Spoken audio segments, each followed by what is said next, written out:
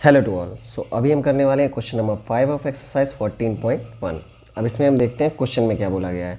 इसमें कहा है in retail market fruit vendors were selling mangoes kept in a packaging box. Okay, हम these boxes contain varying numbers of mangoes. तो हमको क्या है, मैंगोज़ के बारे में इंफॉर्मेशन दी गई कि कितने नंबर ऑफ मैंगोज हैं उतने और बॉक्सेस कितने हैं उसके बारे में हमको इन्फॉर्मेशन इस टेबल में दी गई है। हमको क्या करना है, हमको निकालना है find the mean number of mangoes kept in a packaging box. हमको पैकेजिंग बॉक्स में रखे हुए मैंगोज़ का क्या निकालना है, मीन निकालना है। और आगे क्या पूछा गया है, which method of finding the mean did you choose. तो हम कौन सा मेथड इसमें चूज़ करने वाले हैं वो भी हमको बताना है इसमें। तो जो मेथड हम चूज़ करने वाले हैं मीन निकालने के लिए वो होगा हमारे पास एज्यूम मीन मेथड। तो मेथड हमारे पास कौन सा यूज करने वाले हैं, एज्यूम मीन मेथड। क्यों, उसके पीछे का रीज़न है क्योंकि यहाँ पे जो डेटा में वैल्यूज़ दी गई जैसे 50 से 52, 53 से 55, ये काफ़ी लार्ज हैं। तो इसलिए हम जो यूज़ करने वाले हैं मेथड वो कौन सा है, एज्यूम मीन मेथड। तो एज्यूम मीन मेथड से मीन निकालने का फॉर्मूला हमारे पास क्या अवेलेबल है, ये होता है A plus summation of f i u i by summation of f i into h. ठीक, ये क्या हो गया मीन निकालने का फॉर्मूला। ए इसमें क्या होता है, ए होता है एज्यूम मीन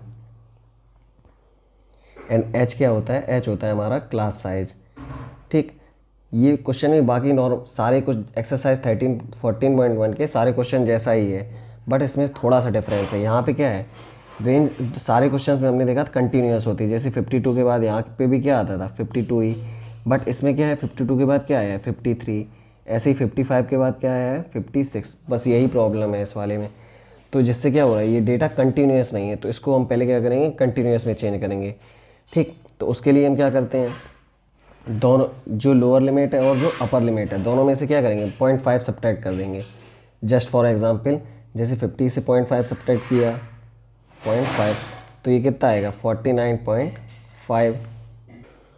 एंड यहाँ पे क्या है 52 में हम क्या करेंगे 0.5 को ऐड कर देंगे। 52 में 0.5 को ऐड किया तो क्या आ गया 52.5। ठीक, तो यानी कि जो हम टेबल वहाँ पे फॉर्म करेंगे तो उसकी जो हम रेंज लिखेंगे वो क्या लिखेंगे 49.5 से लेकर 52.5। ठीक है, तो 0.5 जो लोअर लिमिट है उससे 0.5 सब्ट्रैक्ट करना है और जो अपर लिमिट है उसमें 0.5 ऐड कर देना है। इसी तरीके से जब इससे 0.5 सब्ट्रैक्ट करेंगे तो कितना आ जाएगा, ये आ जाएगा 52.5 एंड इसमें ऐड करने पर क्या आएगा 55.5। तो इस तरीके से ये हमारी पूरी टेबल क्या हो जाएगी, कंटिन्यूस रेंज में चेंज हो जाएगी। ठीक है, तो इसी के अकॉर्डिंग हमने टेबल को ऑलरेडी अरेंज कर रखा है। तो यहाँ पे क्या है 50 से सब्ट्रैक्ट किया 49 से 0.5 से 52.5, 52.5 से 55.5, जैसा कि हमारा पूछा गया तो उसी अकॉर्डिंग हमने टेबल को अरेंज कर लिया है। अब हम यहाँ पे मीन को ईजिली कैलकुलेट कर सकते हैं। ठीक है, तो सबसे पहले हमें क्या निकालना है, सबसे पहले हमें निकालना है क्लास मार्क एक्स आई, जो कि क्या होता है क्लास मार्क। ठीक, इसका मतलब क्या होता है, इसका होता है upper limit plus lower limit by 2, यानी 52.5 और 49.5 का सम, और उसको किससे डिवाइड करेंगे 2 से।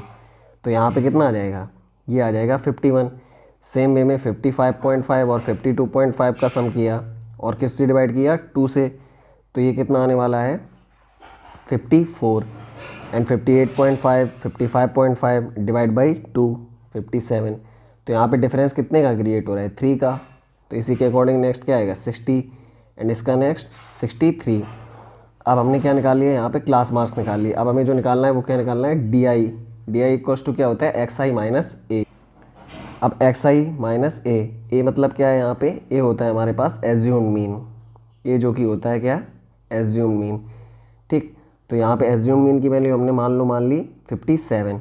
तो फर्स्ट वाली टेबल के लिए डी आई की वैल्यू क्या आएगी 51 माइनस 57, जो कि किसके इक्वल होगा -6 के। सेम नेक्स्ट के लिए हम क्या करेंगे, नेक्स्ट के लिए क्या है 54 माइनस 57, ये क्या आ जाएगा माइनस का। ऐसे ही करके हम सारी वैल्यूज़ कैलकुलेट कर लेंगे। 57 माइनस 57 ये आ गया 3। अब नेक्स्ट 60 माइनस 57 ये भी आ जाएगा क्या 3 एंड यहाँ पे 63 माइनस 57 जो कि किसके इक्वल होगा 6 के। ठीक, तो यहाँ पे हमने क्या किया डी आई की वैल्यू कैलकुलेट कर ली। अब जो हमें निकालना है क्या है U I equals to D I upon H. तो एच किसके इक्वल होने वाला है, एच इक्वल होने वाला है 3 के। 49.5 और 52.5 के बीच में गैप कितना है 3 का, तो एच की वैल्यू क्या हुई 3, यानी यू आई की वैल्यू इस वाले के लिए क्या होगी minus 6/3 equals to 2। Next minus का 3/3 इक्वल्स टू 1। इसके अगेन 0 एंड देन 3 को 3 से डिवाइड किया 1, ऐसे ही क्या आ जाएगा यहाँ पे 2। तो यहाँ पे हमने क्या किया, यू आई की वैल्यूज़ कैलकुलेट कर ली। ये क्या है, एफ आई और यू आई का मल्टीप्लिकेशन। एफ आई क्या है इस वाले टेबल के लिए 15 एंड यू आई की वैल्यू 2, सॉरी माइनस का 2, माइनस 6 को 3 से डिवाइड किया माइनस का 2, यहाँ पे क्या आएगा माइनस का 1।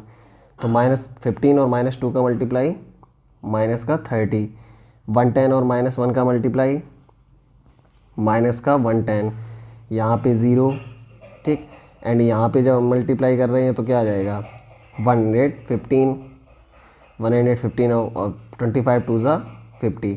तो यहाँ पे हमने क्या किया, एफ आई यू आई की वैल्यू निकाल ली। अब हमें क्या निकालना है, अब हमें फार्मूले के अकॉर्डिंग हमें क्या क्या चाहिए, एज्यूम मीन तो हमने देख लिया, summation of f i u i और समेशन ऑफ एफ आई भी चाहिए हमें, ठीक। तो हमको क्या करना है, अब जो ये एफ आई यू आई निकाला है इसका सम भी कैलकुलेट कर लेना और जो फ्रीक्वेंसीज़ हैं उनका भी सम निकालना है, ठीक। तो उसको भी देख लेते हैं, यानी समेशन ऑफ एफ आई, यहाँ पे जो भी वैल्यूज़ लिखी इन सभी का सम निकालना है। तो ये कितना आ जाएगा, ये आ जाएगा इक्वल्स टू 400।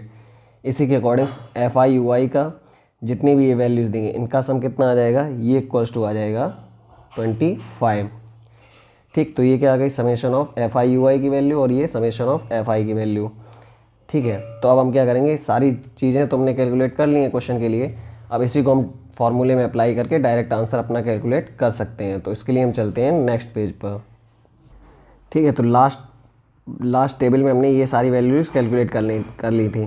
तो अब हमें क्या निकालना है, मीन निकालना है। तो मीन का फॉर्मूला हमारे पास क्या होता है, A plus summation of f i u i by summation of f i into किससे करते हैं, इंटू करते हैं एच से।